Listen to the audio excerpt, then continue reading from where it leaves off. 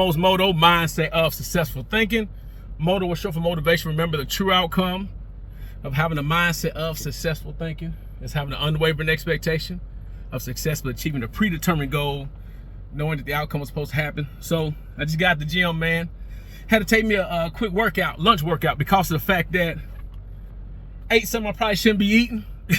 So I said, I gotta go get them numbers down. If you know what I'm talking about, I say get them numbers down. So, but as I was thinking, man, PTSD, post-traumatic stress disorder. If I told you what's going on, I'm gonna tell you what's going on with me this past couple weeks. So I had one of my batteries go out of my car, had to get it jumped, had to get a brand new battery. That's one. Then driving on the interstate, blow out a tire on the interstate. Thank God it was me in the car, not my family in it. Thank God I was safe. Tire gone. Took it to the tire place. You can't just get one tire, right? You got to get 5. 5 tire, because the spare tire has never been used before, and it's 10 years old, and it's probably rotted out. So it's good to get that. Okay, $800 gone, $200 for the battery. Then I'm driving my car the other day, the other car, the Audi. You just say the word Audi, and something go wrong with that car, you know it's gonna be probably a ticket on it. I'm driving it to an appointment. Knows my car was tripping. The engine light came, the thing said, cut the car off now. Cut the car off now.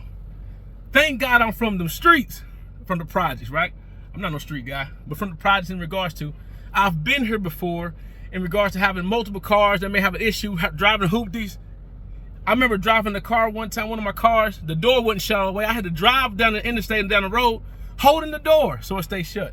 Window not rolling down, something not going right on the car. Pumping the brakes lightly, if you know what I'm talking about, just to make sure it stopped. Been there and done that, so when something goes wrong, I'm not nervous. I'm not scared. I know I've got PTSD at a certain degree. You may have seen a video I've done recently that was telling young guys the importance on their team to know those people around them. Get to know them. That's how you build a strong team. That's how you build a championship team. Whether it's in your life, whether it's in business, getting to know those you're around in the foxhole with you on a continual basis helps build camaraderie, helps build team. The reason I say that, because when I think I'm going through something and I think my stress level is high, my business might be slow, things may be going on with the family, things going on at work, where I didn't like I told you about the car situation.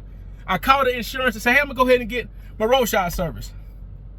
They said, Mr. Smith, you used all your roadside service for the year. What, for the year? Yeah, you only get 3 times a year to use it. It's gone. I said, oh my gosh.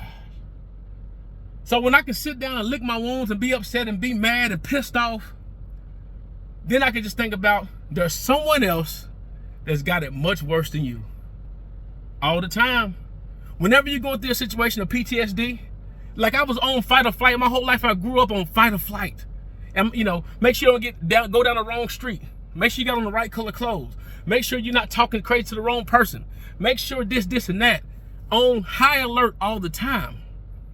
But there's someone that may have it much worse than you all the time, right? I made a call the other day to a friend of mine, and her husband answered the phone. I said, so-and-so, what's going on, man? Oh, you haven't heard? So-and-so got cancer. When I think I've gone through what I've gone through, that's crazy. You hear about a dear friend having cancer, or a family member that may have passed away, or a person that may need to have kneecap surgery, or a person at church that may have to do this. You find out, once you think your situation is bad, you find out someone else's situation is worse.